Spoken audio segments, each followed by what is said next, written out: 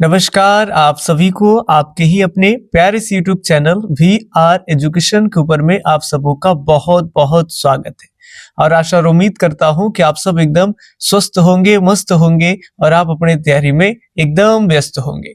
तो चलिए, जिनका जिनका इतिहास है उनको घबराने की कोई जरूरत नहीं है। हम आपके लिए चैप्टर वाइज टॉप 10 वाला वीडियो लेकर के आए हैं।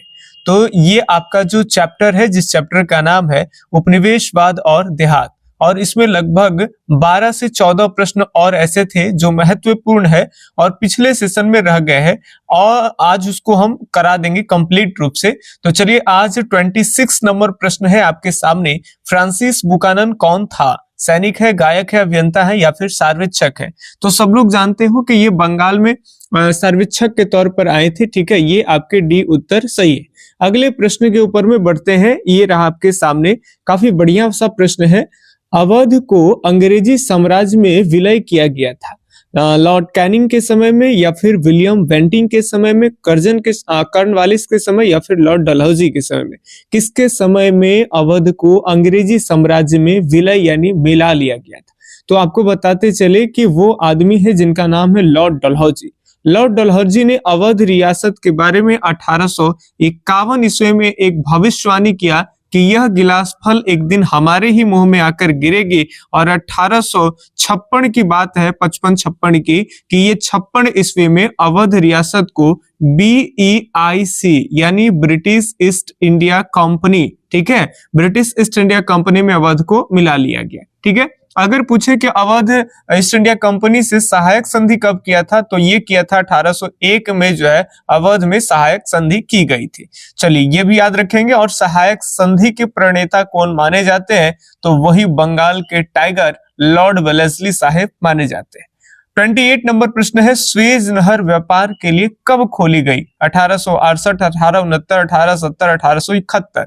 तो स्वेज नहर आप सब जानते हो, जब अफ्रीका महाद्वीप के तरफ आप देखेंगे तो ये बन नहीं पा रहा है, छोटी सी चीजें है, तो इधर जो है वो आपके एशिया लग जाते हैं। तो यहाँ पे ऊपर में जो है आपके वर्ल्ड में देखेंगे तो ये भूमध्य सागर हो जाएंगे और इधर लाल सागर, और बीच में एक नहर बनाएंगे, इसको स्वेज नहर कहते हैं। और ये 1869 में खोल दी गई थी। ठीक है, तो बी उत्तर काफी सही हो जाएगा। और जब ये खुल गया तो ऊपर में जो यूरोप है भूमध्य सागर के, तो जो पहले यूरोप से ऐसे पूरे अफ्रीका से ऐसे नीचे की ओर आकर के इधर एशिया में व्यापार होता था, अब डायरेक्ट एशिया से इधर जाने के कारण भारी मात्रा में जो है अंग्रेज हमारा आर्थिक दोहन करना शुरू कर दिए थे। ठीक है, क्योंकि अब उनको यूरोप तक माल ले जाने में रास्ता काफी आसान हो गया, कम खर्च में वो यूरोप चले जाते, तो व्यापार की गति भी जो है वो 1869 के बाद से बढ़ जाती। खैर, और इसी 1869 में स्वेज नहर व्यापार हेतु खोली जाती है, और यही 2 अक्टूबर 1869 में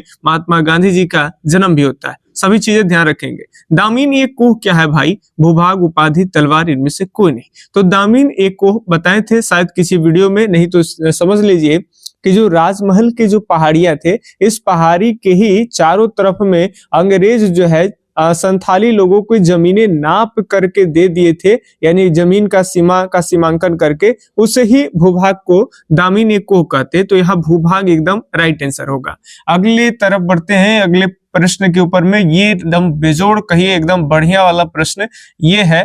थोड़ा सा ऑप्शन लंबा देख के घबराइएगा कोई बच्चा नहीं, क्योंकि आराम से पढ़ेंगे, आराम से समझ में आएगा। मीर कासिम तथा ईस्ट इंडिया कंपनी के बीच संघर्ष का मुख्य कारण क्या है? बंगाल के नवाब थे मीर कासिम, ठीक है, और ऐसा कहा जाता है कि बंगाल के लिए एक वेस्ट नवाब, ठीक है, वेस्ट नवाब ऑफ बंगाल की अगर हम बात कर ले तो वो होता है मीर कासिम। बहुत अच्छे थे, ठीक है, जो अंग्रेजों की माल को चेक करने के लिए अलग अलग जगह पे चेक पोस्ट वगैरह लगा दिए थे, जैसे पटना है। इसके अलावा जो राजधानी पहले ढाका हुआ करती थी वहां, और मुर्शिदाबाद, कलकत्ता, ऐसे 4 चेक पोस्ट जो है वो लगाए थे अंग्रेजों की माल को चेक करने के लिए। और बहुत तरह की चीजें थी, अंग्रेजों पर ये लाद दिए कि यदि आप बंगाल में जो है फ्री व्यापार करेंगे तो बंगाल के भी जो भारतीय व्यापारी है वो भी बंगाल में फ्री व्यापार करेंगे। अब ये सारी झोल मोल नहीं समझ में आ रही है तो कोई दिक्कत नहीं, आइए हम डायरेक्ट बात करते हैं ऑप्शन पे। मीर कासिम का मुगल बादशाह तथा अवध के नवाब के साथ सहयोग। दूसरा, अंग्रेजों द्वारा दस्तक का दुरुपयोग दुरुपयोग, मीर कासिम का फ्रांसीसियों के साथ षड्यंत्र और मीर जाफर का ईस्ट इंडिया कंपनी के साथ षड्यंत्र। तो ये तो सारी की चीजें हैं ही कि मीर कासिम जो है वो मुगल बादशाह तथा अवध के नवाब के साथ सहयोग बढ़ा रहा था, लेकिन ये बाद की बात।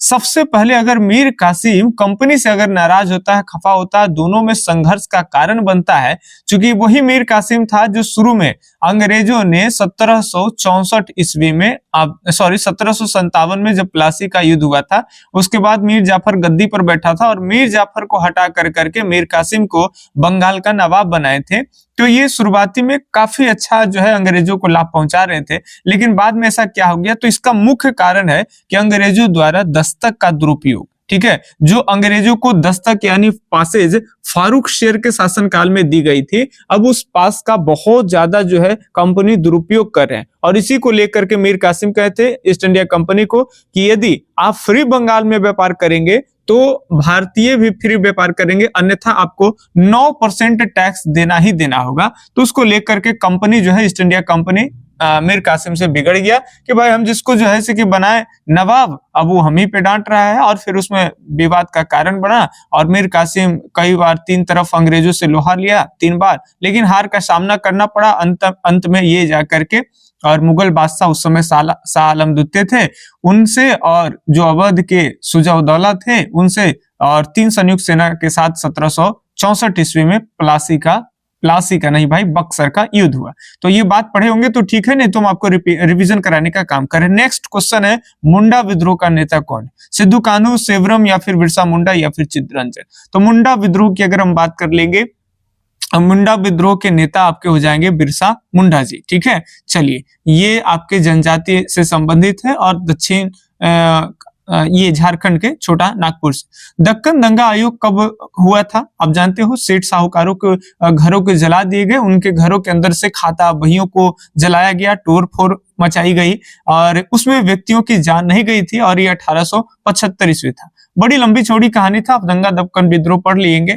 ठीक है, कि ये वाला जो आप बेल्ट देख रहे हैं जो गुजरात और महाराष्ट्र का इलाका है, तो ये पहले जो है वो बंबई के नाम से जाना जाता था। और इधर क्या था कि अंग्रेजों का जो माल था कपास, यहाँ पे औद्योगिक क्रांति हुई थी तो कपास चाहिए था ब्रिटेन में, तो अच्छे किस्म के कपास इसको कहां से मिलता था? तो अमेरिका से मिलता था। लेकिन अमेरिका में गृह युद्ध हो गए थे भाई, तो गृह युद्ध के कारण जो है अमेरिका से कपास मिल नहीं रहा था ब्रिटेन को, तो ब्रिटेन के व्यापारी भारत में आए और यहाँ के सेठ साहूकारों को पकड़े और उनको उस जमाने में 100 रुपए एक्स्ट्रा पैसे दिए कि भाई तुम आम किसानों को जो है आप पहले से तुम पैसा दो, ठीक है, बिना सूद ब्याज का, और उसको प्रेरित करो कि एडवांस पैसे लो और कपास की खेती करो। लोग एडवांस पैसे सेठ साहूकार से लेते गए और कपास की खेती भी कर रहे थे, उसमें काफी मुनाफा हो रहा था। उसके मालों को यही व्यापारी पैसा अंग्रेजी व्यापारी से पैसा भारत के सेठ साहूकार वाला अलग इलाका में लिया एडवांस में,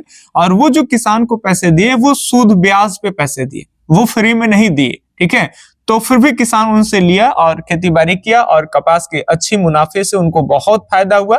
तो वो कहते हैं ना कि जब एक कट्ठे में से अच्छी लाभ आया तो लाभ भाई अगले साल हम 2 कट्ठे करेंगे, जो 1 बीघे किए वो 2 बीघे 4 बीघे, तो सब लोग इतने ज्यादा डबल तिरपर के लाभ में किसान लोग जो है वो सेठ साहूकारों से एक्स्ट्रा पैसे लिए, और ऐसा हुआ कि अमेरिका में गृह युद्ध खत्म हुआ और फिर ब्रिटेन जो है वो भारत के तरफ कपास ना लेके और फिर से अमेरिका से कपास लेना शुरू कर दिया, और भारत में जितने लोग जो अपनी क्षमता के बाहर कपास लगा रहे थे उन सब की कपास जो है वही रह गए, उनके कपास बिक नहीं पाया, तो किसानों को बहुत चोट हो गया। अब जब सेठ साहूकारों को बात आ गई, खाता वही वो लोग तैयार करके रखे थे कि भाई इतने रुपए लिए हो, इंटरेस्ट के साथ इतना ज्यादा हो गया, 100 150 200 रुपया का उधारी 2 हजार के आसपास में चला गया। अब उसको किसान माफ कराने के लिए बार बार अपील करता रहा, लेकिन जब माफ नहीं हुआ तो चारों पट्टी यही दक्कन के इलाका में ये दंगा के नाम से जाना जाएगा, इसको दक्कन दंगा कहेंगे। सेठ साहूकारों को घरों को घेर लिया जाएगा आम किसानों के द्वारा, और उनके खाता बही को पहले देखा जाएगा, काहे कि उसी में सब लिखा हुआ है, सूद ब्याज वो ना मिलेगा तो जलाना उलाना शुरू कर दिया जाएगा, लेकिन आदमी को नहीं मार। वो अलग कहानी और बड़ी बढ़िया से एनसीईआरटी में है, आप पढ़ लीजिएगा कि कैसे ईस्ट इंडिया कंपनी पर जो है वो सेठ साहूकारों ने कितने रुपए राशि ज्यादा बढ़ा चढ़ा के बोली कि इतना नुकसान है, और अंग्रेजी लेखों में कितना का ये ब्यौरा निकल के आया। ठीक है, और लोगों का क्या मानना था, सारी बढ़िया से एकदम कहानी के सीक्वेंस में। महालवाड़ी बंदोबस्त किसके द्वारा लागू की गई? काफी इंपॉर्टेंट प्रश्न है, ध्यान सुनेंगे। महालवाड़ी बंदोबस्त किसके द्वारा लागू की गई? अगर इस सब में कंफ्यूजन है, मार्टिन बर्ड, रीड, मुनरो, अगर नहीं समझ में आता है तो कम से कम वर्डिंग याद रखेंगे, महालवाड़ी, महालवाड़ी, म से महाल, म से मार्टिन बर्ड, ठीक है। अब ये अगर हम बात कर लेंगे म से महाल और म से मार्टिन बर्ड जो कर दें, तो ये मार्टिन बर्ड से संबंधित बहुत सारे महालवाड़ी से संबंधित आपको हम नोट्स में दिए, उसको आप अच्छे तरीके से पढ़ लीजिए। कैसे उत्तर भारत में महालवाड़ी लगे थे और दक्षिण भारत में रैयतवाड़ी, और बंगाल बिहार का जो इलाका है वहां अस्थायी बंदोबस्त लगे थे। ऐसे महालवाड़ी का आपको नोट्स दिया गया होगा, आप उसको अच्छे तरीके से पढ़ लेंगे। देखिए महालवाड़ी जो है एक बार 1822 में तैयार हुआ, 32-33 में मुख्य रूप से ये लागू हुआ।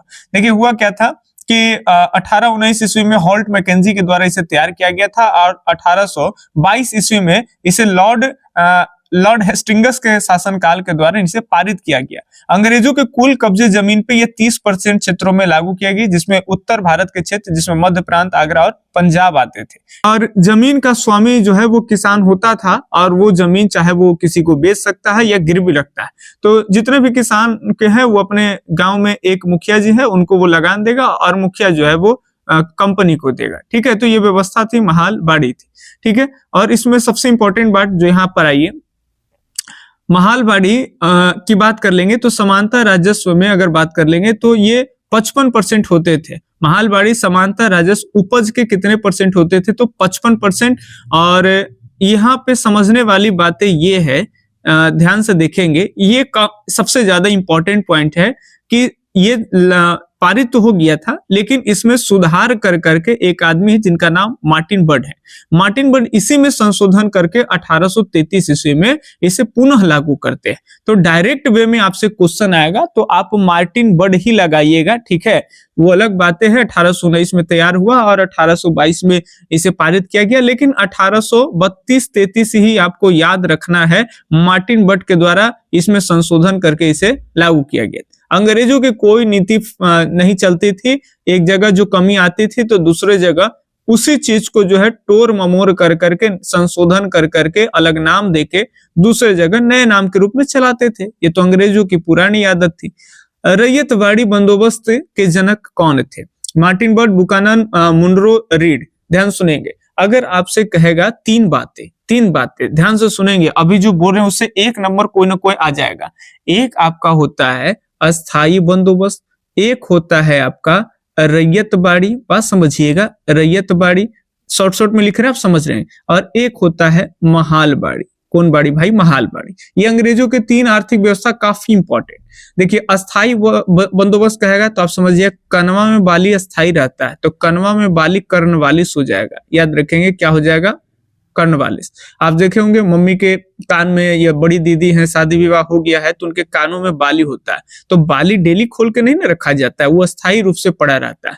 जैसे कहेगा अस्थायी बंदोबस्त के जनक कौन है? तो कर्णवालिस। कनवा में बाली अस्थायी रूप से रहता है भाई, परमानेंट, इसको परमानेंट सेटलमेंट भी बोलते हैं। तो ये हो गया। अब यहाँ पे आपका रहेगा रैयतवाड़ी।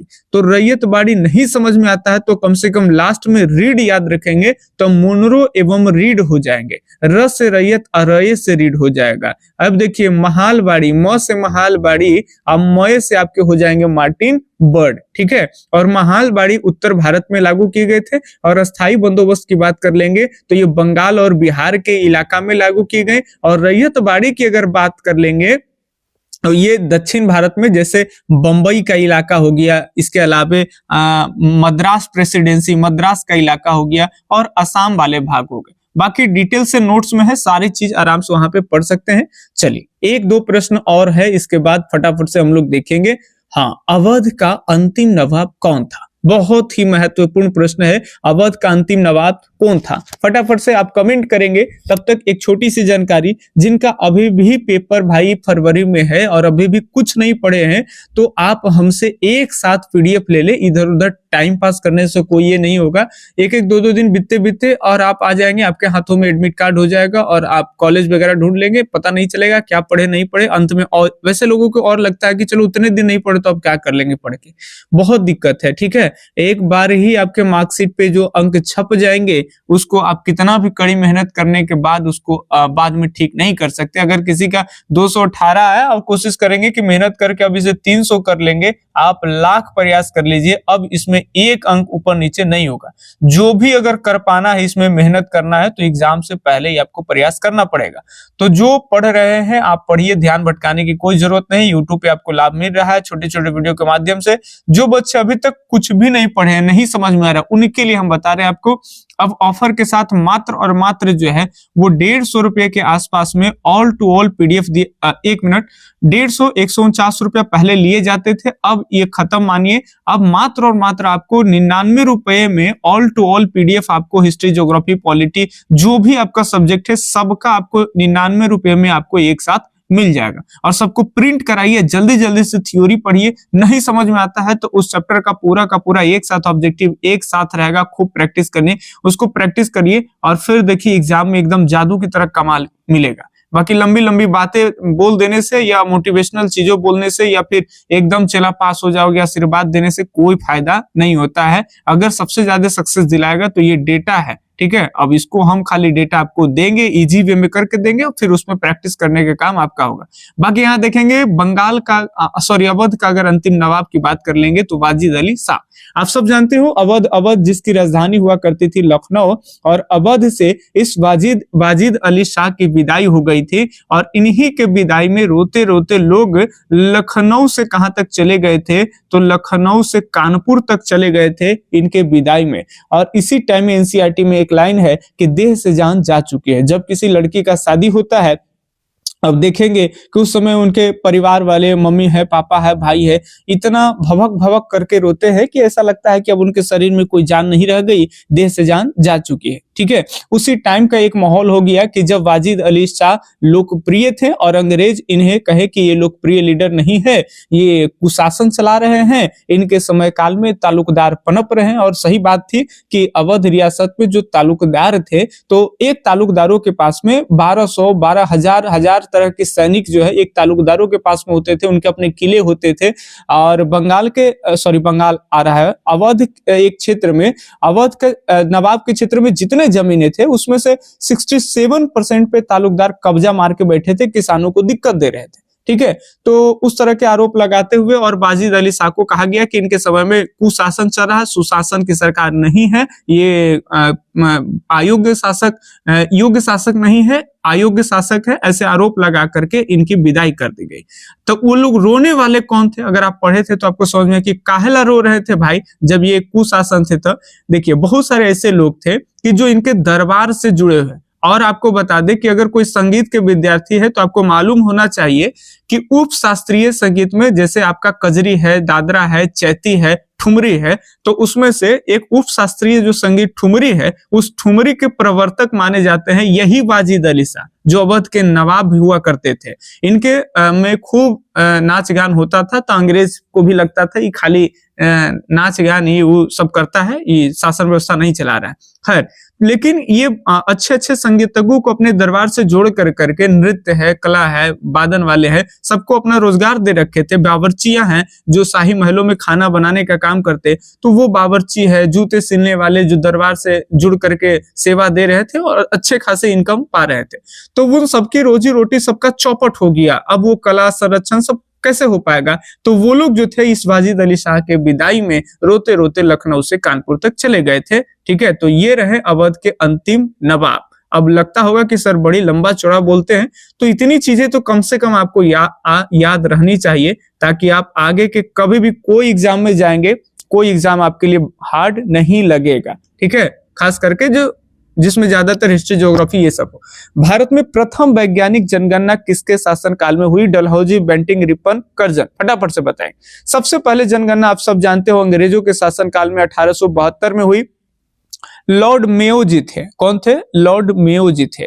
इसके बाद जो है 1 मिनट 1800 मिस्टेकली हो गया, सॉरी 1872 बोले, लिख दिए कुछ और। 1872 में लॉर्ड मेयो के शासन काल में हुआ। उसके बाद जो है 1881 में हुआ। क्या है भाई, मेयो जी एकदम मोय मोय हो गए। मोय मोय मतलब आप समझिएगा कि इस समय में ये संपूर्ण जनगणना के रूप में नहीं आती है और पहली बार संपूर्ण जनगणना मानी जाती है 1881 में। और शासनकाल किनका है, तो लॉर्ड रिपन है। याद रखेंगे, लॉर्ड कौन हो जाएंगे, रिपन। सबसे पहले मेयो के काल में हुए थे 1882, नहीं सफल हुआ। और पहली संपूर्ण जनगणना भी मानी जाती है 1881 का, ये रिपन के काल में हुआ। इसके बाद 10 वर्ष के अंतराल पे भारत में जनगणना होती है, वही 91, 2001, 11, 1900, इसे सब में देखेंगे कि भारत में पहली वैज्ञानिक जनगणना किसके शासन काल में हुआ, तो ये हुआ आपका रिपन के काल में। क्लियर। चलिए नेक्स्ट 1-2 प्रश्न और बच रहे हैं, पूरे के पूरे चैप्टर को कंप्लीट करा देंगे। ठीक है, संथाल विद्रोह का नेता कौन है, जल्दी से फटाफट से बताएंगे। इसमें लगातार आप वीडियो में जाएंगे, हिस्ट्री के 3 ऐसे वीडियो अभी लगातार आपको मिल जाएंगे जिसमें इसके पार्ट 1 पार्ट 2 को डिस्कस कर दिए हैं। 3 वीडियो देख लेंगे तो एक चैप्टर कंप्लीट, एकदम छोटे छोटे वीडियो है। संथाल विद्रोह का नेता आप सब जानते हैं सिंधु और कान्हू है। ठीक है, 1855 और 1856 के बीच संथाल विद्रोह हुआ था, 1857 के पहले ही। ठीक है, चलिए सिद्धू मांझी और कान्हू मांझी दोनों, मांझी मतलब जात माला, ये नहीं समझिए, जनजाति में से ये लोग आते हैं। ठीक है, संथाल विद्रोह का नेता कौन है, सिद्धू मांझी कान्हू मांझी, वही रिपीट हो गया शायद, ये वही आ गया। ये आज का लास्ट प्रश्न है, इसके बाद ये चैप्टर कंप्लीट होता है। उलगुलान विद्रोह का नेता कौन थे, सिद्धू चित्तर सिंह या फिर गोमधर कुंवर या फिर बिरसा मुंडा। तो बिरसा मुंडा ही जो है आपके उलगुलान विद्रोह के लीडर माने जाते हैं। ठीक है, और ये झारखंड के छोटा नागपुर के पठारी के क्षेत्रों में से हुआ था 1899 और 1900 ईस्वी के आसपास में। बाद में इनको पकड़ करके नेता बिरसा मुंडा को 1900 में और रांची की जेल में डाल दिया गया था, वहीं उनकी मृत्यु हो जाती है। तो ये आपका कंप्लीट चैप्टर का ऑब्जेक्टिव होगा, छोटा छोटा 3 वीडियो होगा, अभी आप उसको देख पाएंगे। हम मिलते हैं आपसे किसी अगले वीडियो सीरीज में, तब तक के लिए धन्यवाद। जय हिंद, अल्लाह हाफिज, आपका दिन शुभ हो, राधे राधे।